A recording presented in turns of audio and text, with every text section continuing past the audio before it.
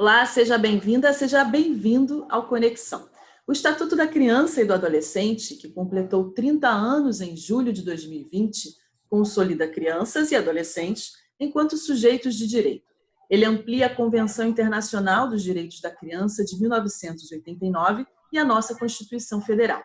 E mais, reforça que os cuidados com a infância são uma responsabilidade não só da família e do Estado, como de toda a sociedade.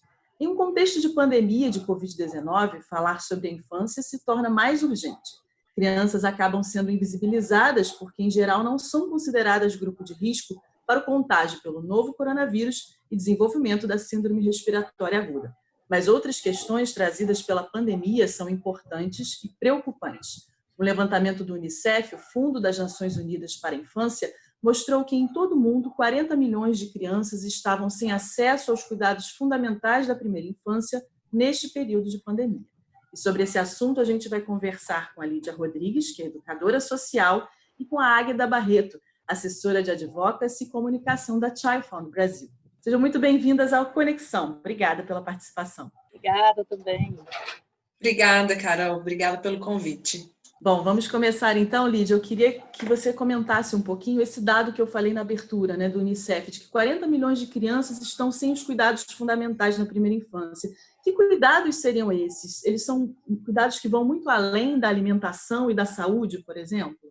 Sim, o que a gente considera cuidado básico, ou direito básico e fundamental na infância, tem a ver com aquele escopo de direitos, que é saúde, educação, alimentação, moradia, convivência familiar e comunitária dentro de um contexto saudável, uma vida livre de violência.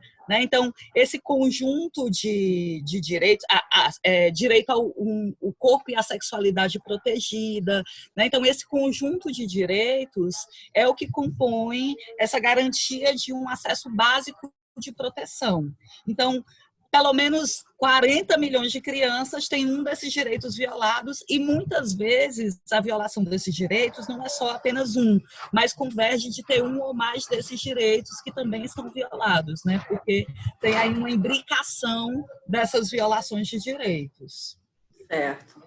É muito sério esse assunto. Inclusive, a Child Fund desenvolveu um relatório sobre o impacto da pandemia na infância. Eu queria que a Águeda falasse um pouquinho para a gente sobre esse levantamento. Exato, a gente fez um levantamento, com dados que não são do Child Fund, mas é um levantamento com fontes que já fizeram pesquisas sobre os impactos da Covid na vida de crianças nessa situação toda de pandemia, Então, a gente, como a Lídia já falou super bem, a gente buscou elencar esses impactos, a gente dividiu eles em 7 direitos fundamentais, que são aqueles previstos no ECA. E esses direitos, quando a gente fala de direitos fundamentais, a gente sempre recorre, como exatamente a Lídia falou, a educação, a alimentação, os mais básicos, que são muito importantes, mas existem outros também. Então, quando a gente fala do direito à educação, algumas crianças têm tido aula online, mas outras não. Então, a gente também enfrenta muita questão de desigualdade no Brasil. Então, enquanto algumas têm os direitos contemplados, é claro que todas as crianças, elas nesse momento estão com pelo menos algum deles negado ou sem acesso, outras que estão em situação de pobreza, de extrema pobreza, a gente sabe que isso tudo é mais grave. Então, a gente tem chamado a atenção de que existem medidas emergenciais e sem precedentes, todos nós estamos aprendendo a lidar com a pandemia, com os desafios, mas que nesse momento nós não podemos deixar de observar esses direitos, porque eles vão impactar, as tomadas de decisão agora vão impactar o futuro dessas crianças, que vão fazer parte aí desse novo mundo que a gente tem chamado, Quem vai construir esse novo mundo são as crianças. Então a gente tem que ficar sempre observando a cada medida como que isso vai impactar nesses direitos. Certo. Bom, Lídia, quando a gente fala de cuidados fundamentais, como vocês duas já falaram, a gente também está falando da educação, desses estímulos necessários para o desenvolvimento de uma criança, E quais são as consequências para as crianças que ficaram com pouco contato ou totalmente distanciadas da escola, A Águeda até mencionou que tem crianças que estão conseguindo ter aula online ou então acesso ao material impresso, aula remota pela televisão ou rádio em algumas regiões, mas tem aquelas também pequenas que precisam de socialização, brincadeiras, né? E outras que foram totalmente privadas desse contato escolar. Quais são essas consequências? Então, acho que é importante a gente pensar também que a educação ela é muito para além do repasse do conteúdo, né? Então, quando a gente fala de projeto de educação de crianças e adolescentes, a gente está falando que essas crianças vão conseguir ali, no processo de interação, se preparar para a vida em sociedade e como lidar com os desafios do mundo, né? Com todas as questões que envolvem a vida. Isso vai desde a primeira infância até a adolescência, né? Então, a mescla entre repasse de conteúdo e transversalidade da vivência e dessa sociabilidade é algo muito importante. E aí a gente está vivendo num momento onde, como é sem precedentes, não existem métodos que ultrapassem o repasse de conteúdo. E aí tem uma questão, que é a questão do uso das tecnologias e da internet, né? A gente vive num país com muitas desigualdades e que muitas crianças e adolescentes não têm acesso a essas tecnologias. E aí, fora o uso, tem a própria questão de como usar essas tecnologias ao seu favor, né? Assim, a gente tem um grande número, inclusive de profissionais da educação, que não estavam preparados para lidar com esse advento, inclusive ensinar crianças e adolescentes a fazer um uso seguro desse espaço. Essa é uma grande questão. Uma outra questão é que, muitas vezes, a escola também era esse espaço onde a criança que vivia situações de violência doméstica, ela tinha a possibilidade de, na interação com esse profissional, ter essas violações identificadas. E aí, com essa ausência desse espaço, que é esse espaço quando a família ela é violenta, né? Porque o Estatuto diz a dever da família, da sociedade, do Estado, e coloca a educação, a escola nesse lugar de muita importância, muitas crianças estão sofrendo violência doméstica e não têm a quem pedir apoio. Ou muitas vezes, porque as crianças não são ensinadas a identificar quando sofrem violências, alguém que tem a condição de identificar e protegê-las, que era um dos papéis que a escola cumpria, né? Exatamente, você falou uma coisa muito importante. A escola é porta de entrada, muitas vezes, para se descobrir violações desses direitos, situações de violência, né, de necessidades básicas como alimentação, moradia, enfim. Bom, a Águida pode falar também um pouquinho mais sobre isso, porque no próprio levantamento da Child Fund tem um dado que diz que o isolamento social faz com que crianças cheguem a ficar 80% do tempo sem qualquer atividade. Isso também é outro... não estamos falando só de educação, de escola, mas atividades em geral, né? Exato. Nesse levantamento que a gente fez, né, do relatório do Child Fund, a gente buscou cruzar algumas informações, né, como eu já disse, dos direitos fundamentais, com aí, que estão previstos no ECA por conta dos 30 anos do ECA, data em que, além dos 30 anos, que são uma comemoração, que a gente tem muitos avanços, né, a gente também tem vivido um enorme desafio enquanto sociedade. Então, esses impactos, muitas vezes, eles são muito sutis. E como o volume de informações nesse momento, ele é escasso, a gente tem algumas pesquisas, né, mas são escassas, a gente buscou reunir aí alguns dos dados. E um dos dados que a gente encontrou, né, é de uma instituição que, não me engano, vou até conferir o nome dela, daqui a pouquinho eu já falo, esse dado não é do Child Fund, mas que a gente cita no relatório, porque é um levantamento, né, que fala dessa questão da redução das atividades físicas de crianças. Então, enquanto as crianças estão dentro de casa, num ambiente que, inclusive, né, muitas vezes, algumas vezes, né, mas infelizmente no Brasil muitas, em outros países também, é um ambiente de risco de violência doméstica, elas também ficam com a atividade física, né, motora ali, de brincar, reduzida, por exemplo. Existem outras formas de se brincar e aí os pais têm enfrentado muitos desafios, né? A gente tem acompanhado muito de perto, mas a questão do brincar, do movimentar é muito importante para a criança. Isso faz parte da formação da personalidade dela, da convivência dela comunitária, né? Que também é um direito previsto. Então, esse dado que fala da redução de até 80% das atividades físicas, né, no caso das atividades físicas de uma criança, ele traz uma série de pensamentos, né, de preocupações, assim, porque a medida é extremamente emergencial, a gente não tem dúvidas, né, de que é preciso ficar em casa, tudo isso tem apoiado nas medidas de prevenção da Covid, mas os impactos, principalmente a longo prazo para crianças, por exemplo, de ficarem o dia inteiro dentro de casa, eles trazem muitas consequências, inclusive emocionais, né? Da questão Sim. da criança estar ali confinada, não estar convivendo com seus amigos. Existe essa questão da internet ser um ambiente nem sempre seguro também. Então, às vezes, a criança está lá, né, brincando num joguinho, um jogo online, etc. Esse é um novo desafio para os pais também, né? Como que eles vão garantir que a criança está tendo aquele acesso seguro, né? Que não está conversando com um desconhecido, que está, né, de alguma forma violentando as crianças. O risco de violência aumenta até para quem tem acesso, né? Por exemplo, a tecnologia. As crianças estão aumentando o tempo de tela, né? Aquelas crianças que podem usar a internet, o celular, enfim. O tempo de tela aumentou significativamente. Isso também é uma porta de entrada para uma violência, né, Agatha? Exatamente.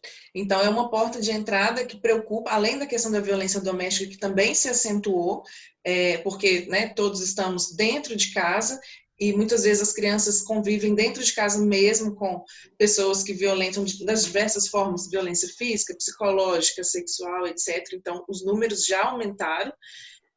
Mas, além disso, existe também toda a questão da violência digital, né, do acesso a essa internet. E a gente não teve tempo, enquanto sociedade, e até para os pais se adaptarem a essas novas rotinas.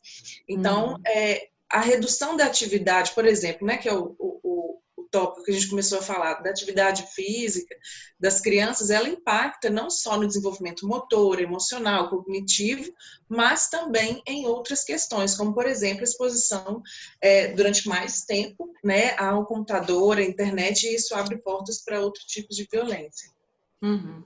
E aí tem uma outra questão importante também, que é que você falou dos responsáveis, né, pais, enfim, ou os cuidadores dessa criança, de administrarem esse tempo, porque também as pessoas estão vivendo algo sem precedente, tendo que trabalhar de casa, ou às vezes tendo que sair, mesmo com as escolas ainda fechadas, tendo que sair para trabalhar e deixando as crianças nem sempre com cuidadores adequados.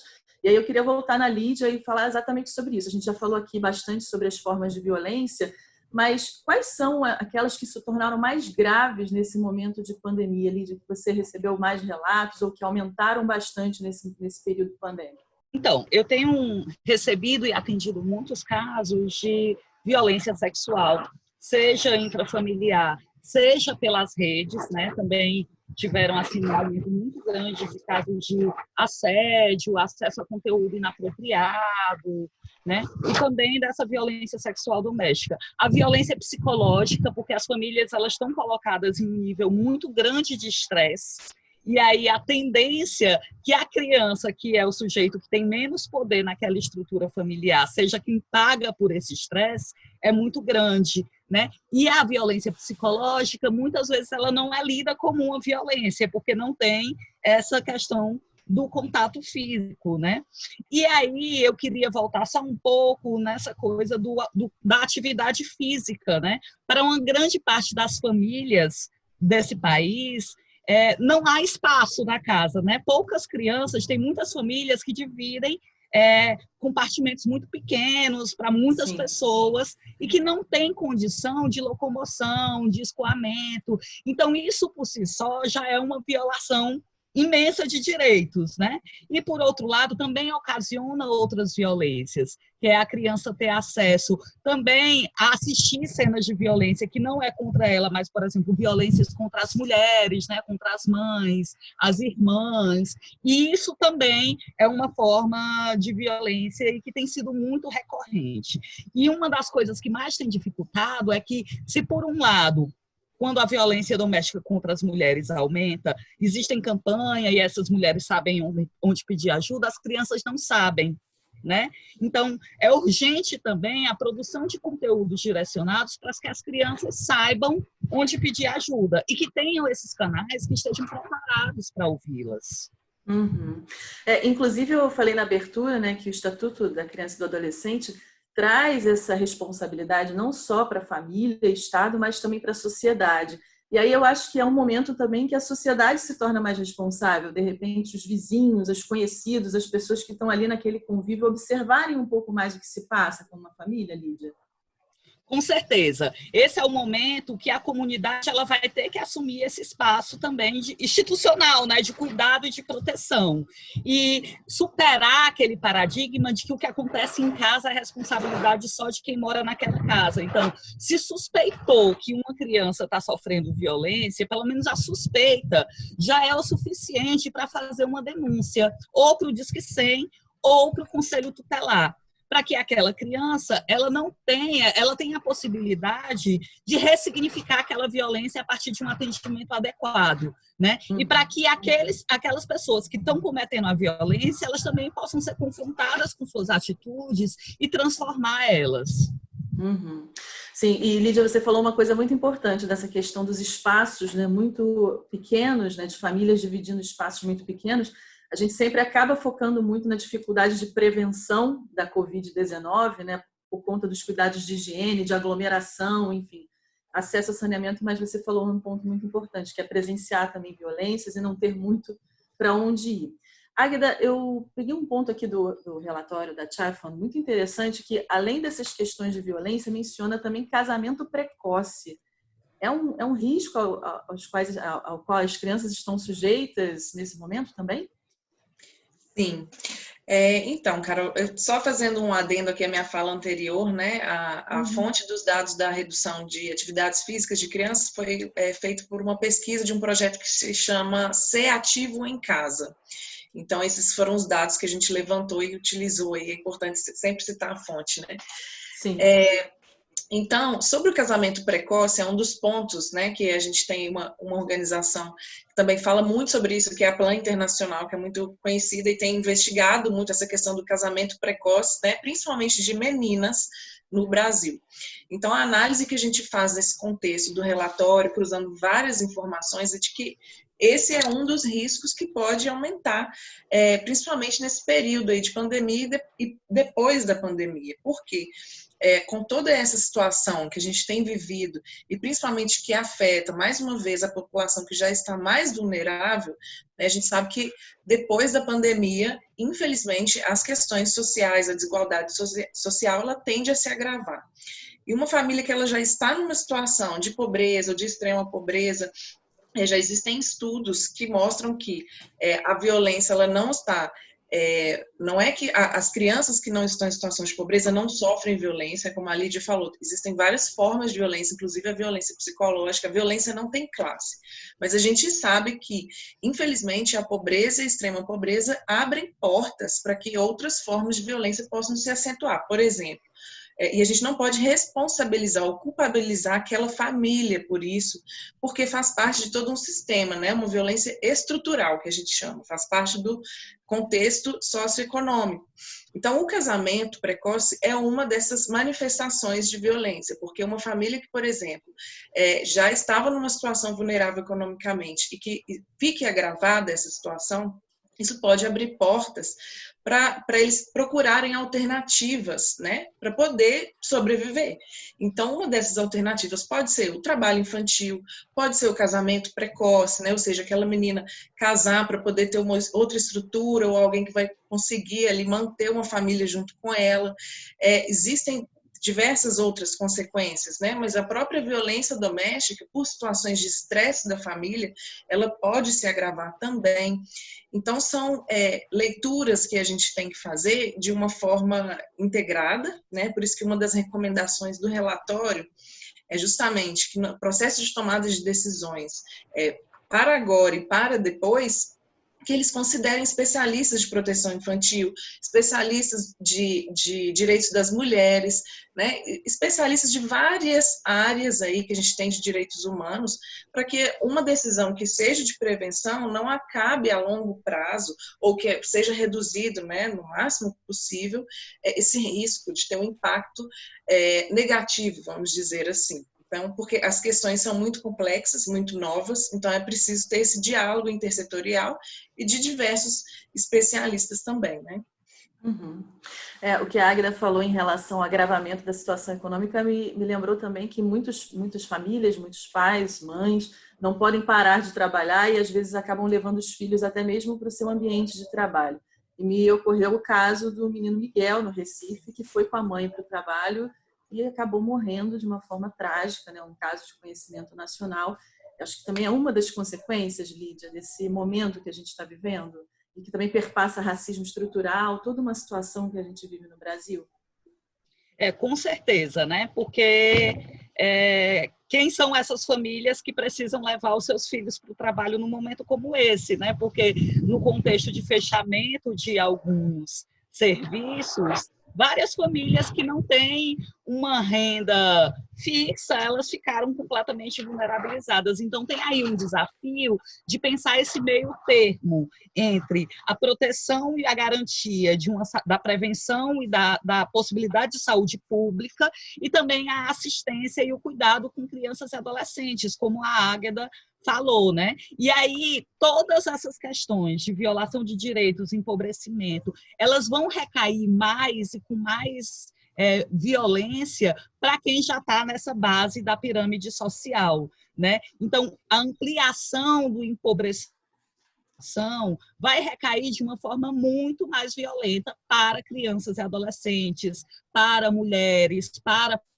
negras, porque são as pessoas que historicamente já têm esses direitos negados e que vão precisar, independente das ações estatais, lutar pela sobrevivência. E aí, nessa luta pela sobrevivência, muitas vezes acabam se colocando, né, sendo colocados em uma situação de mais vulnerabilidade e de mais violência. Assim. Como tem a dimensão, por exemplo, dos casamentos precoces, que é uma tendência real, com todo o aumento de pobreza, que aumentem, né, porque o casamento ele é uma economia na nossa sociedade patriarcal, também tem um grande risco de aumento de exploração sexual de crianças e adolescentes. Porque, enfim, em todos os cenários que acontecem de guerras e catástrofes, essas situações já acontecem. Então, como a gente está vivendo uma situação sem precedente, a gente pode comparar com uma situação de guerra ou catástrofe. Bom, a gente já está indo para o finalzinho do programa. Eu queria que, muito rapidamente, Águeda, você falasse justamente dessas recomendações que o relatório da Chavfam traz para os tomadores de decisão do país. Pode falar brevemente sobre isso? Claro. Então, eu acho que o grande ganho que a gente traz, ou a grande novidade desse relatório, que foi feito pelo Child Fund, mas com o levantamento de informações de terceiros, né, que a gente já teve acesso, é justamente a gente fazer uma análise dessas recomendações, porque nesse momento tão urgente tende-se a tomar decisões muito rápidas. Então, a gente fez uma série de recomendações pontuais, né? Claro que a gente não tem como falar de tudo, mas algumas delas abordam alguns tópicos que já têm nos preocupado. Então, a primeira questão que centra todas as outras é, a cada tomada de decisão, colocar a criança e o adolescente, né, principalmente aqueles em situação de vulnerabilidade social, no centro da decisão. Ou seja, a gente tem a Constituição brasileira falando de que criança é prioridade absoluta. Então, a gente fazer valer disso, né? Por mais que as crianças não sejam grupos de risco da Covid, colocar todas as decisões a serviço delas, porque isso impacta de forma geral a sociedade, mas as crianças a longo prazo. Então, alguns pontos são de abordar a violência doméstica contra crianças, como a gente falou, né? A gente vem batendo muito na tecla da prevenção a esse tipo de violência, da gente ter ações de prevenção. Então, alocar parte de recursos, de orçamentos de resposta à Covid para sistemas e serviços de proteção à criança. Então, parece que não está relacionado, mas está. Então, abordar a violência contra crianças, incluir especialistas em direitos de crianças, de mulheres, de meninas, em órgãos, né, que sejam encarregados de planejar, de implementar medidas emergenciais para Covid e pós-Covid, garantir segurança alimentar e nutrição de crianças. Isso é muito importante, porque muitas crianças dependem da merenda escolar, por mais que daqui a pouco vai ter um retorno aí, mas a gente sabe que muitas não vão ter o acesso imediato, né? Fornecer o acesso inclusivo a plataformas de educação online, incluir, né, a perspectiva de crianças nessas tomadas de decisão. Isso é muito importante, porque a gente deixa de ouvir as crianças muitas vezes, né, e as crianças têm noção do que passa no entorno delas. Fornecer, como já foi dito aqui, né, durante a entrevista, que a gente possa fornecer as informações de saúde, de prevenção, de forma amigável para as crianças. Às vezes, numa propaganda de televisão, se for colocado em ferramentas de comunicação de forma muito complexa, a criança ela pode não entender. Então, que isso seja colocado de uma linguagem amigável para as crianças. Enfim, né? E garantir o acesso à internet de crianças, suas famílias, etc., através, por exemplo, a gente sugere de parcerias intersetoriais, né, com empresas, governos, prefeituras, etc., para que as crianças possam ter esses direitos mais garantidos. E, assim, de forma... São muitos pontos, Agra, desculpa te interromper, mas a gente já está chegando ao finalzinho do programa. Mas, de forma geral, é isso, né? É centrar aí nas crianças e tornar um ambiente mais seguro para elas nessa tomada de decisão. Com certeza. Gostei muito de conversar com vocês, Lídia e Águida. A gente falou sobre pontos muito importantes, outros tantos ainda precisam ser falados com mais detalhes, mas eu acho que a gente já conseguiu dar um panorama, né, desses impactos da pandemia na infância. Quero agradecer demais a presença de vocês. Obrigada, Lídia. Obrigada, Águida. Obrigada, Carol. Obrigada pela oportunidade. Obrigada, Lídia, porque também sempre ouvindo a gente aprende mais, né? Obrigada demais, Águida, Carol, a produção do programa. Foi muito bom estar aqui com vocês, trocando essas ideias e compartilhando os saberes. Com certeza. E a você de casa, obrigada também pela companhia. Se você quiser ver essa edição do Conexão ou outros conteúdos do Futuro, acessa lá, o futuraplay.org. Beijo para todos e até a próxima.